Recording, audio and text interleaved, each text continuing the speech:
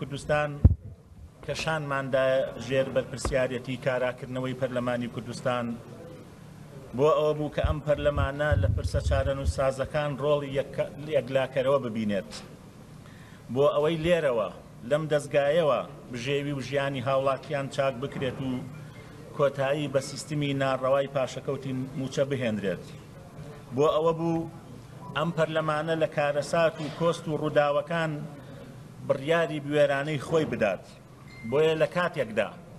بە ڕێکەوتنی ژێربەژێری و گوماناوی خاچی پیرۆزی کوردستان هەرزان فرۆش کراوە و ناپاچی و خیانەت لە خوێنی 2000 شەهید و هەزاران بریندار و خەباتی نەتەوەیە کراوە، شکۆی گەلێک شکێنراوە، هەزاران پێشمەرگەی گیانفیدا دڵشکاون و سەنگەرەکانی بەرگریان پێچۆڵ کراوە. لە جیاتی ئەوەی پەرلەمانی کوردستان لێپرسینەوە بکات لە کەمتەرخەم و سەبابکارانی ئەم دۆخە پڕناسۆر و شڵەژا و تاساوە کە بۆتە هۆی ئەوەی هەموو ماڵێکی کوردستان لە هەر چوار پارچە ئازیزەکە و هەموو شوێنێکی تری دنیا خەفەتبار و تازیەبار بن. لەلایەکی ترەوە لە جیاتی فریاکەوتنی ئاوارە و لێقەوماوانی شاری خۆشەویستی کەرکووک و دووسخورمات و ناوچە کوردستانیەکانی تری دەرەوەی ئیدارەی هەرێم کە سەرەڕای دەیان شەهید و بریندار لە پێشمەرگە و هاوڵاتیان و خۆبەخشەکان و سوتاندنی سەدان ماڵی کورد و ژێرپێرخستنی ئاڵای پیرۆزی کوردستان لەلایەن ناحەزە شۆڤێنیەکانی گەلەکەمانەوە نەک پەرلەمان و پەرلەمانتاران و فراکسیۆنەکان گفتوگۆ لەم دۆخە مەترسیدارە ناکەن، بەڵکو سەرقاڵ دەکرێن بە بابەتی دواخستنی هەڵبژاردنەکان لە کاتێکا کە کۆمیسیۆن خۆی ڕاگەیاندووە ئاستەنجی یاسایی و مادی و لۆجستی لە بەردەم پرۆسەکەدا هەیە. ئێمە لە یەکگرتووی ئیسلامی کوردستان سەرەڕای ئەوەی کە 6 مانگ زیاترە هەموو ئامادەکاریەکمان کردووە بۆ هەڵبژاردنەکان، بۆیە پێمان وابوو کە قسەکردن لەسەر دۆخی مەترسیداری ئەمڕۆی هەرێم ئەمە بابەتی گفتوگۆی ئەمڕۆی پەرلەمانی کوردستانە. بۆیە لەو ڕوانگەیەوە ئێمە لە فراکسیۆنی یەکگرتووی ئیسلامی کوردستان بایکۆتی کۆبوونەوەی ئەمڕۆی پەرلەمانی کوردستان دەکەین کە پێمان وایە گفتوگۆکردن لەسەر دۆخە شڵەژا و نادیارەکەی هەرێم ئەولاتر بوو. و لە کۆتاییدا هاوڵاتیانی خۆشەویستی کوردستان دەبێت لەو ڕاستیە دڵنیا بن کە هەوری ڕەشی نائومێدی هەر دەڕەوێتەوە و ئیرادەی خەڵکی کوردستان بۆ سربەخۆیی و ئازادی و دادپەروەری بەرجەستە دەبێت و گەلی ئێمە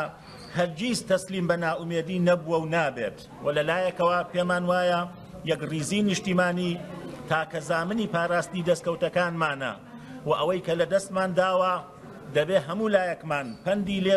وەربگرین و لەسەری ڕاوەستین و ئەوەی کە ماوە ڕزگاری بکەین دەبێ بە هەموو لایەکمان ڕزگاری بکەین. فراکسیۆنی یەکگرتووی ئیسلامی کوردستان 18 2017.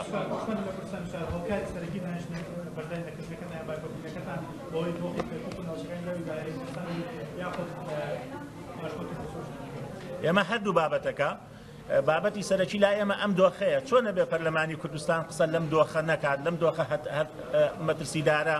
چاوی لێ بنووقێنین بێدەنجی لێ بکەین لە کاتێکە هەموو دنیا ئەبینێ خاچی ئێمە داگیر کراوە، هەموو دنیا ئەبینێ سوکایەتی بە ئاڵای پیرۆزی کوردستان ئەکرێ، هەموو دنیا ئەبینێ کە چۆن شەهیدەکانی ئێمە و پێشمەرگەی ئێمە هەمووی دڵشکا و نائومێدن بەرامبەر بە ئەم دۆخە. پەرلەمان بۆ قسێکی ئاوا هەستیار و حەیوی گفتوگۆنەکە مەحقولە بەشتی لاوەچی سەرقاڵدە و ئێمە لەسەر هەڵبژاردنەکانیش وەکو یەکگرتووی ئیسلامی کوردستان و تەبێژی حیزبیش ڕایگەیاندووە کە ئێمە ئامادەین ئەوەی کە بەرپرسە هۆکارە بابەتیەکانە نەک هۆکارە خودیەکان کە پێویستی بە یەکگرتووی ئیسلامی کوردستانە. ئەو حزبەی هێزی سەرداریان بەدەستێتن تۆمەتبار دەکەن. ئێوە چەند وەکو فراکسیۆنی داوای هێزی نیشتیمانی تاکەوەنەبوونی هێزی نیشتیمانی چەند ئەم دۆخەی ئێمە لە کاتێکی ترا هەموو ئەم پرۆژە چاکسازیانی لەم 4 ساڵە خستومانەتە ڕوو هەمووی بۆ میلەتەکەمان و دەستگاکانی ڕاگەیاندن دەخەینە ڕوو، بەڵام لە ئێستادا جەخل لەوە دەکەینەوە کە کاتی مزایدەی حیزبی و فرسەت خۆستنەوە و فرسەت تەڵەبی و یەکتر شکاندن و شەماتەت پێکردن نییە، بەڵکو ئەبێ هەمومان بین ئەمەی کە ماوە ڕزگاری بکەین و خۆمان بۆ ئەگەرەکانی ئایندە دابنین. بەڵام هەموو ئەم هاوارانەی کردمان بۆ چاکسازی، بۆ سوپایەکی یەکگرتووی نیشتیمانی، بۆ بەفیڕۆنەدانی داهاتی ئەرێم، بۆ بنبەرکردنی دڵی بەداخەوە ئەو هاتوو هاوارانی ئێمە و خەڵکی دڵسۆزی تر گوێ لێ نەگیرا.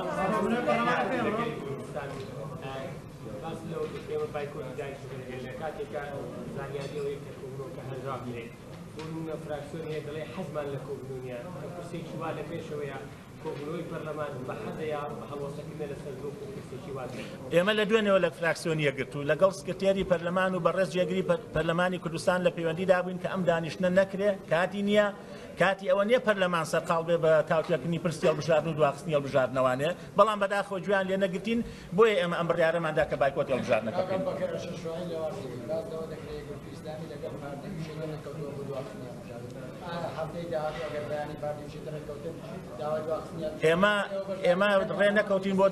ئێمە ڕێنەکەوتین بۆ دواخستنی هەڵبژاردن بابەتی هەڵبژاردن پەیوەندی بە کۆمیسیۆن و پەرلەمانەوە هەیە و ئێمە وەکو حیزب ئامادەین بەڵام ڕووداوەکانی 16 و حەڤەی مانگ ئەوە دۆخێکی نوێی هێناوەتە ئاراوە کە ئەبێ قسە لەسەر ئەم دۆخە نوێ بکەین. زۆر سپاس بۆم لێ. ئەفاو بەکر هەڵادنی بوو سەرۆکی فراکسیۆنە یەکگرتووی ئیسلامی کوردستان لەناو پەرلەمانتویە گوت ئەو دانیشتنە ئایرۆن ڕۆژناویە پەرلەمانتویە کوردستانە کە بڕیار بوو سەعات 2 دەست پێ بکە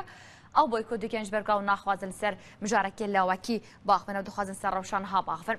em her li herêma Kurdistanê bibînin deriyên sinûriyên fermiyên navbera Rojhilatê Başûrê Kurdistanê de di çend rojên borî de bi biryareka hikûmeta Îranê hatîne girtin saman beşaretî li deriyê navdewletî Başmaxê dê zanyariyam de teme saman sedem çine ku Îranê derî girtîne heta nihat girtîne yan new biryarek kengî bêne vekirin.